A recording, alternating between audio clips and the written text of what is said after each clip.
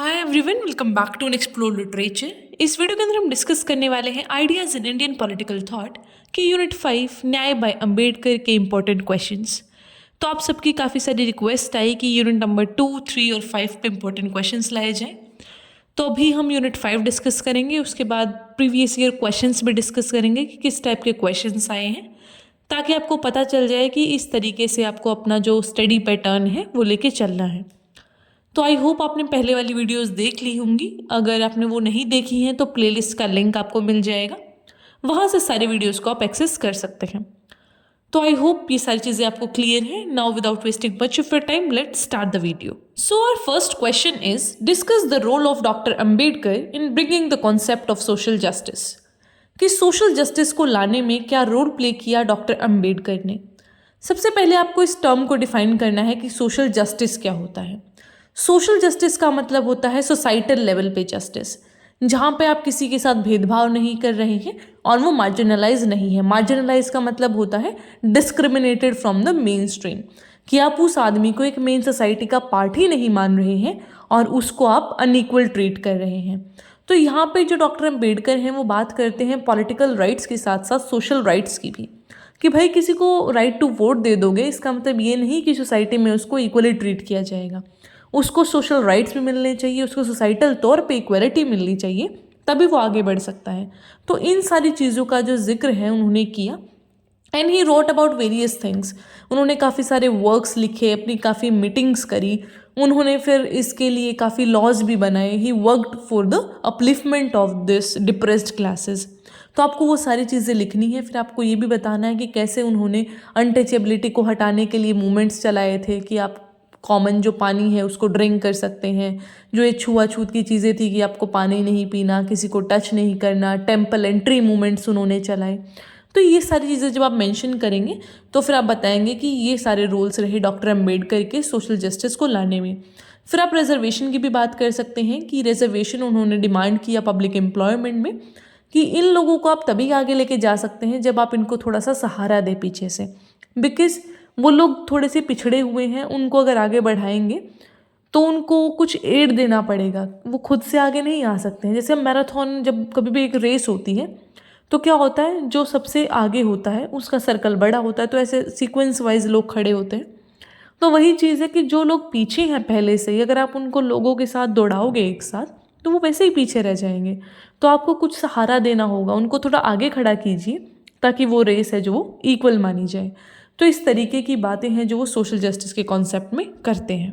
Then the second question is, what are the views of doctor Ambedkar on democracy. कि जो लोकतंत्र है उसके ऊपर डॉक्टर अंबेडकर का क्या कहना है। तो यहाँ पे डॉक्टर अंबेडकर बताते हैं कि जो ह्यूमन एग्जिस्टेंस है वो अफेक्टेड है with the approach of democracy. कि जो डेमोक्रेसी है वो मॉरली ऐसा मॉरल पिलर्स पे टिकी हुई है। इसके 3 पिलर्स हैं, इक्वालिटी, लिबर्टी, फर्टिनिटी, जो कि हमने फ्रेंच रेवोल्यूशन से लिए हैं। तो वो सारी चीज़ें आपको बतानी है कि किस तरीके से वो यहाँ पे बात करते हैं बुद्धिज़्म की भी, कि यहाँ पे सारी इक्वल ट्रीट किया जाता है सबको। तो इस क्वेश्चन में मेनली आपको डील करना है डेमोक्रेसी के फीचर्स के साथ, कि डेमोक्रेसी से क्या होता है, सभी लोग इक्वल ट्रीट किए जाएंगे। सभी लोग इक्वल ट्रीट किए जाएंगे तो कोई छोटा बड़ा नहीं रहेगा, कोई छोटा बड़ा नहीं है तो फिर कोई छुआछूत नहीं है, कोई सोशल इनजस्टिस नहीं है। तो वो जो सारी चीज़ें जिनके लिए डॉक्टर अंबेडकर काम कर रहे थे वो अपने आप ही फिर फोरफ्रंट पे आ जाएंगी और सारी प्रॉब्लम सॉल्व हो जाएंगी। क्योंकि हम क्या बात करते हैं कि इंडिविजुअल भी इम्पॉर्टेंट है और सोसाइटी भी इम्पॉर्टेंट है। तो यहाँ पे डॉक्टर अंबेडकर एक बैलेंस बनाने की बात करते हैं कि भैया इंडिविजुअलिज्म को भी इम्पोर्टेंस दीजिए, साथ ही साथ आपको क्या करना है, एक हार्मोनियस सोसाइटी को भी इम्पोर्टेंस देना है, क्योंकि सोसाइटी एज अ कलेक्टिव भी बहुत इंपॉर्टेंट है एक इंडिविजुअल की ग्रोथ के लिए। Now the question number 3 is, caste are maintain to the sexual exploitation of women. Explain how doctor Ambedkar worked for women. कि जो कास्ट है ना वो सेक्सुअल एक्सप्लॉयटेशन करती है विमेन का। देखो, जो विमेन होती है वो डबल मार्जिनलाइज्ड होती है, जो एक डिप्रेस्ड क्लास की विमेन होती है। एक तो वो है एक सोशल स्ट्रेटा से मार्जिनलाइज्ड। थोड़ा आसान शब्दों में बताऊं तो एक जो औरत होती है वो 2 तरीके से पिछड़ी होती है, जो एक दलित विमेन होती है। पहला तो कि वो दलित है, दूसरा कि वो औरत है। पहले तो क्या होता है कि पूरी सोसाइटी उसको देखती है कि भैया नीची जाति की है, ठीक है, तो एज अ ह्यूमन वो नीची जात की है। दूसरा, वो नीची जात की है प्लस वो एक औरत है, तो जो उसका हस्बैंड है, जो उसकी सोसाइटी के लोग हैं, जो उसकी कास्ट के लोग हैं, वो भी उसको नीची नज़रों से देखते हैं, ठीक है। तो औरत होते हुए भी वो नीचे है एंड एज अ सोसाइटी में बीइंग अ दलित भी वो नीचे है। तो women is double marginalised into the society.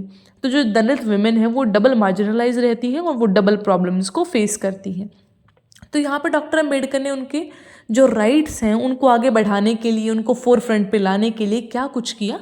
Here we talk about कि जो धर्मशास्त्राज हैं, का जो मनुस्मृति आया था, उससे जो औरतों का डाउनफॉल है वो स्टार्ट हुआ। एंशियंट टाइम में क्या होता था, अगर मैं आपको बताऊं अर्ली वैदिक एज के बारे में, तो अर्ली वैदिक एज में औरतों को ऐसा परमिशन था कि वो असेंबलीज अटेंड कर सकती हैं, डिबेट्स कर सकती हैं।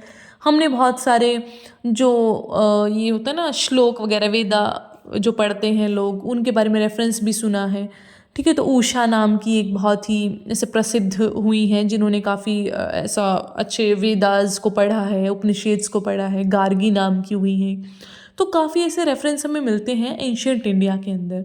देन डॉक्टर अम्बेडकर ने एज अ लॉ मिनिस्टर भी काम किया।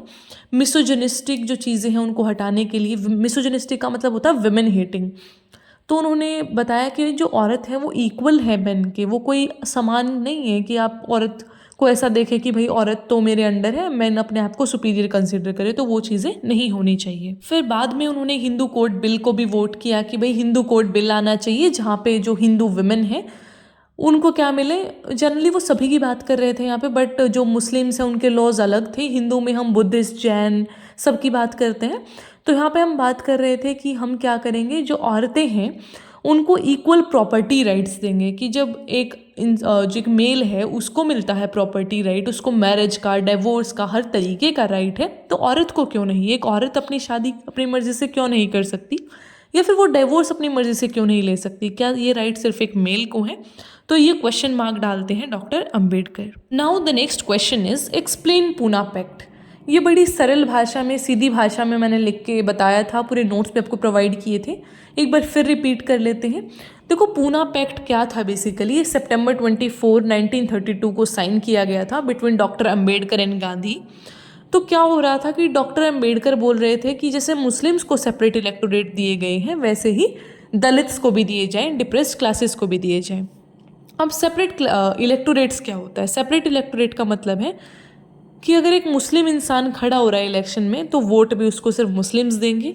अगर एक दलित खड़ा हो रहा है तो वोट भी सिर्फ उसको दलित्स देंगे। अगर एक हिंदू हो रहा है तो उसको सिर्फ हिंदूज वोट देंगे। ये होता है सेपरेट इलेक्टोरेट।